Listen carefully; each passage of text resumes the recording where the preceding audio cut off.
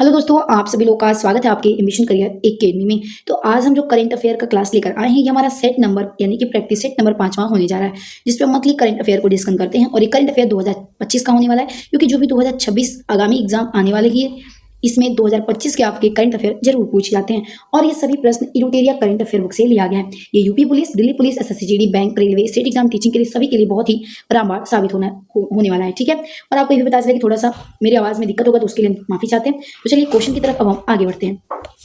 Practice set number हमारा 5वां है। क्वेश्चन है कि किस देश ने विश्व का पहला गैर बाइनरी एआई चिप लॉन्च किया है? तो ध्यान रखिएगा, चीन देश के द्वारा एआई चिप लॉन्च किया गया है।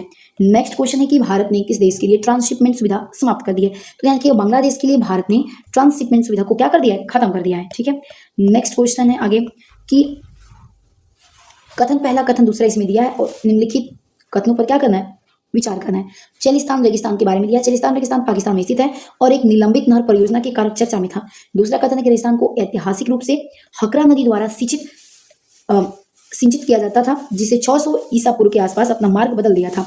उपयुक्त में से कौन कथन सही? ध्यान रखिएगा, दोनों कथन ही क्या है? सही है। ओके, नेक्स्ट क्वेश्चन अगला दिया है कि प्रधानमंत्री नरेंद्र मोदी ने भारत के पहले गैर पानी के कंटेनर ट्रांसशिपमेंट पोर्ट का उद्घाटन कहां पर किया है? तो ध्यान रखिएगा, इन्होंने विजिंगम में किया है। ठीक है, नेक्स्ट क्वेश्चन देखते हैं। अगला क्वेश्चन है कि किस शहर में भारत का पहला एरो सिटी बनाया जाएगा, जो वैश्विक विश्वविद्यालयों के अपतटीय परिसरों की मेजबानी करेगा? ध्यान रखिएगा, नवी मुंबई में बनाया जाएगा।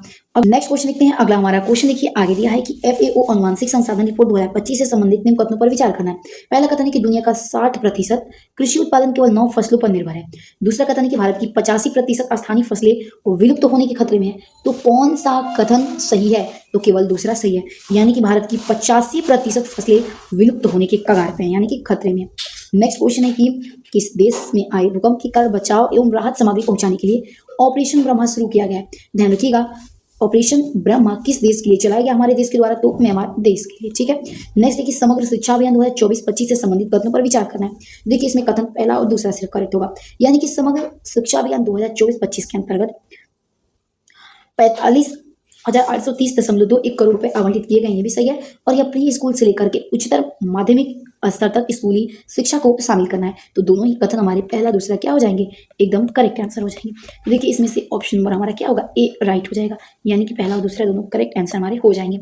अगला क्वेश्चन है कि 7वां राष्ट्रमंडल महासचिव का पद संभालने वाली पहली अफ्रीका महिला कौन बनी है? तो शर्ली बोचवे बनी है। अगला, हाल ही में दुनिया का सबसे बड़ा इलेक्ट्रिक पावर शिप 130 मीटर और 426 यानी कि फीट का विशालकाय जहाज को 2100 यात्रियों को ले जाने में सक्षम है। इसका नाम किया गया है। इसे निम्नलिखित में से किस कंपनी ने बनाया है? तो इंटेक के द्वारा इसे बनाया गया। कब पूरे डिजिटल साक्षरता हासिल करने वाला पहला राज्य कौन बन गया? तो ध्यान रखिएगा, भारत का पूरी तरह से डिजिटल साक्षरता हासिल करने वाला हमारा भारत का पहला राज्य केरल बन चुका है। ओके, नेक्स्ट क्वेश्चन देखते हैं। अगला क्वेश्चन है कि दुनिया के सबसे बड़े ऊंचे रेलवे आर्च ब्रिज से संबंधित निम्नलिखित कथनों पर विचार करना है। ध्यान रखिएगा, इसमें से दोनों ही कथन क्या होंगे? सही है।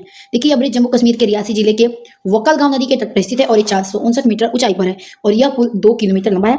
और साथ ही साथ बता दें कि जो आर्च ब्रिज है, इसका उद्घाटन हमारे पीएम के द्वारा किया गया था, यानी कि नरेंद्र मोदी जी के द्वारा। अगला क्वेश्चन है कि दुनिया का पहला पूर्णतः नवीकरणीय ऊर्जा से चलने वाला शहर कौन सा होगा? तो अमरावती होगा। अगला क्वेश्चन है कि Times Higher Education Asia ranking 2025 से संबंधित निम्नलिखित कथनों पर क्या करना है? तो विचार करना है। तो पहला और तीसरा इसमें सही हो जाएगा, यानी कि सिरुआ विश्वविद्यालय चीन पहले स्थान पर है इसमें टाइम्स हायर एजुकेशन में। 2025 रैंकिंग की बात हो रही है और अन्ना विश्वविद्यालय को 111वां तथा आईआईटी इंदौर को 131वां स्थान मिला है। अगला क्वेश्चन ध्यान रखिएगा, इसमें पहला तीसरा सही हो जाएगा। अगला क्वेश्चन है कि निम्नलिखित में से कौन सा त्योहार असमिया नववर्ष का प्रतीक है? तो रोगाली बिहू। ध्यान रखिएगा, बिहू असम का ही है। ठीक है, लेकिन जब पूछेगा असमिया नववर्ष तो रोगाली बिहू हो जाएगा। ओके, नेक्स्ट क्वेश्चन है कि वह भारतीय राज्य कौन है जिसने भारत का पहला एआई स्कूल लॉन्च किया है? ध्यान रखिएगा, भारत का पहला राज्य ऐसा कौन सा है पूछा है जिसने एआई स्कूल शुरू कर दिया है? तो केरल है। ठीक है, नेक्स्ट है कि अप्रैल 2025 में भारतीय नौसेना एवं किस देश की नौसेना के बीच पैसेक्स युद्ध अभ्यास अदन की खाड़ी में संपन्न हुआ है? तो न्यूजीलैंड के साथ। अगला देखिए क्वेश्चन है हमारा कि हाल ही में ब्यूनस आयर्स में आयोजित आईआईएसएफ विश्व कप की पुरुष की 25 मीटर रैपिड फायर पिस्टल स्पर्धा में पदक जीतने वाले पहले भारतीय कौन बने हैं? तो विजयवीर सिद्धू बने हैं। ओके, अगला क्वेश्चन है कि 2025 के लिए world press photo of the year का सम्मान किसे दिया गया है? तो समर अबू एलॉफ को दिया गया है। अगला क्वेश्चन है कि भारत में प्रारंभिक बचपन शिक्षा में बदलाव लाने के लिए 3 अप्रैल 2025 को राष्ट्रीय युवा पुरस्कार से किसे सम्मानित किया गया? ध्यान रखिएगा, किसे सम्मानित किया गया? आकर श्रॉफ को। ठीक है, नेक्स्ट क्वेश्चन देखते हैं। अगला क्वेश्चन है, किस देश ने गंभीर जल संकट को दूर करने हेतु वाटर हाईवे नामक परियोजना शुरू की है? यानी कि वाटर हाईवे नामक परियोजना मोरक्को के द्वारा शुरू किया गया है। अगला क्वेश्चन है कि दुनिया के किस शहर में मानव रोबोट हाफ मैराथन का आयोजन किया गया? तो बीजिंग शहर में। अगला है कि भारत का पहला क्वांटम कंप्यूटिंग गांव से संबंधित निम्न कथनों पर विचार करना है। ध्यान रखिएगा, इनमें से कोई नहीं। ठीक है, यानी कि इनमें से कोई भी सही नहीं है। अगला क्वेश्चन है कि ब्राजील में हो रही विश्व मुक्केबाजी कप में पुरुषों में 70 किग्रा वर्ग में किस भारतीय मुक्केबाज ने स्वर्ण पदक जीता है? तो हितेश गुलिया ने जीता है। अगला है, निशान मिशन से संबंधित निम्नलिखित कथनों पर क्या करना विचार करना है? तो केवल पहला और तीसरा सही होगा। यानी कि NASA ISRO synthetic aperture radar एक पृथ्वी अवलोकन उपग्रह और दूसरा इसे पीएसएलवी द्वारा प्रक्षेपित किया जाएगा। तो पहला और तीसरा हमारे सही हो जाएंगे। नेक्स्ट क्वेश्चन देखते हैं। अगला क्वेश्चन है कि हुरून लिस्ट 2025 में शीर्ष 10 अमीर महिलाओं में कौन शामिल होने वाली भारतीय पहली महिला बन चुकी हैं? तो रोशनी नादक बन चुकी हैं। अगला है कि विजडन क्रिकेट अवार्ड 2025 से संबंधित निम्न कथनों पर विचार करना है। तो इनमें से सभी करेक्ट हैं। यानी कि दुनिया के अग्रणी पुरुष क्रिकेट सुमन गिल बन चुके हैं, दुनिया की अग्रणी महिला क्रिकेटर एलिन पेरी बन चुकी हैं, T20 cricket of the year Surya Kumar Yadav को मिला है। ठीक है, यानी कि T20 cricket of the year का खिताब सूर्य कुमार यादव ने जीता है। ठीक है, next T shield cyber security lab का उद्घाटन किस राज्य में किया गया? तो तेलंगाना राज्य में किया गया। नेक्स्ट क्वेश्चन है कि भारत यूनाइटेड किंगडम मुक्त व्यापार समझौते के तहत यूके में अस्थायी रूप से भारतीय श्रमिकों को कितने वर्षों तक सामाजिक सुरक्षा योगदान भुगतान करने की छूट दी गई? तो 3 वर्ष के लिए। अगला, किस राज्य ने आधिकारिक तौर पर हीट वेव सन स्ट्रोक की स्थिति को राज्य को विशिष्ट आपदा घोषित किया? तमिलनाडु राज्य को। अगला, एक Henle and partners wealth report 2025 के अनुसार कौन अंतर्राष्ट्रीय शहर दुनिया का सबसे महंगा शहर बन चुका है? यानी कि दुनिया का सबसे महंगा कौन शहर बन चुका है? तो ऑप्शन नंबर करेक्ट आंसर क्या हो जाएगा? तो देखिए,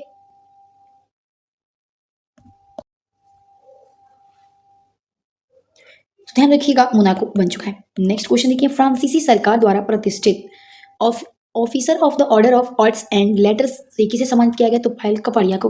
अगला है कि आईपीएल 2025 में ऑरेंज कैप का विजेता कौन खिलाड़ी बने हैं? तो साई सुदर्शन बने हैं। नेक्स्ट क्वेश्चन है कि भारत का कौन सा राज्य नशा तस्करों के लिए मृत्यु दंड की सजा का प्रावधान करने वाला भारत का पहला राज्य बन गया है? तो हिमाचल प्रदेश बन गया। अगला क्वेश्चन है, किस राज्य सरकार द्वारा राज्य के पहले वैज्ञानिक कोयला खनन ब्लॉक सरिंगखम उद्घाटन किया है? तो मेघालय राज्य ने। नेक्स्ट है कि वरिष्ठ नागरिक आयोग स्थापित करने वाला भारत का पहला राज्य कौन बन गया है? तो केरल बन चुका है। ओके, नेक्स्ट क्वेश्चन देखते हैं। अगला क्वेश्चन देखिए कि जल स्वच्छता सफाई और कचरा प्रबंधन क्षेत्र में सहयोग करने हेतु भारत और किस देश के बीच समझौता हुआ है? तो उपयुक्त में से कोई नहीं। ओके, इसका ध्यान रखिएगा। नेक्स्ट क्वेश्चन की बात कर लेते हैं। विश्व सैन्य व्यय रिपोर्ट में रुझान के बारे में निम्नलिखित कथनों पर विचार करना है। रिपोर्ट और कथन इसमें सिर्फ पहला सही होगा, यानी कि report Stockholm International Peace Research Institute द्वारा प्रतिवर्ष प्रकाशित की जाती है। तो ये भी सही होगा, यानी केवल हमारा इसमें पहला करेक्ट होगा। अगला है कि केंद्रीय बजट 2025-26 में उल्लेखनीय लघु मॉड्यूल रिएक्टर के बारे में निम्नलिखित कथनों पर विचार करना है। इसमें पहला और तीसरा सही होगा, यानी ऑप्शन सी करेक्ट कर देंगे। देखिए, पहला में है कि SMR उन्नत परमाणु रिएक्टर है जिसकी क्षमता 500 मेगावाट तक है, ये भी सही है। नेक्स्ट है कि भारत के परमाणु ऊर्जा मिशन का लक्ष्य 2035 तक कम से कम 5 स्वदेशी रूप से डिजाइन किए गए MMR विकसित और तैनात करना है। तो पहला और तीसरा सही कर देंगे। अगला है कि मानव जीनोम का पहला पूरे मानचित्र परियोजना मानव जीनोम परियोजना किस देश में तैयार किया गया? तो संयुक्त राज्य अमेरिका में। नेक्स्ट, हाल ही में किस देश ने एडिटिव मैन्युफैक्चरिंग का उपयोग करके रेलवे स्टेशन का अनावरण किया है? तो जापान देश ने। अगला क्वेश्चन है, किस राज्य ने गारिया और बोरोन उत्सव 2025 का उद्घाटन किया है? तो ये त्रिपुरा राज्य ने किया है। नेक्स्ट क्वेश्चन देखते हैं। अगला क्वेश्चन है, किसने सबसे कम उम्र में 14 वर्ष की उम्र में आईपीएल में पदार्पण करके इतिहास रच दिया और छक्का लगाकर आईपीएल में पदार्पण करने वाले 10वें खिलाड़ी बन गए? तो वह सूर्यवंशी। नेक्स्ट है कि मध्यम दूरी की सतह से हवा को मार करने वाली मिसाइल MR-SAM के बारे में निम्नलिखित कथनों पर विचार करना है। तो पहला भी कथन सही, दूसरा भी कथन सही है, यानी कि MR-SAM को भारत के रक्षा अनुसंधान और विकास संगठन DRDO इजराइल एरोस्पेस द्वारा संयुक्त रूप से विकसित किया गया, ये भी सही है।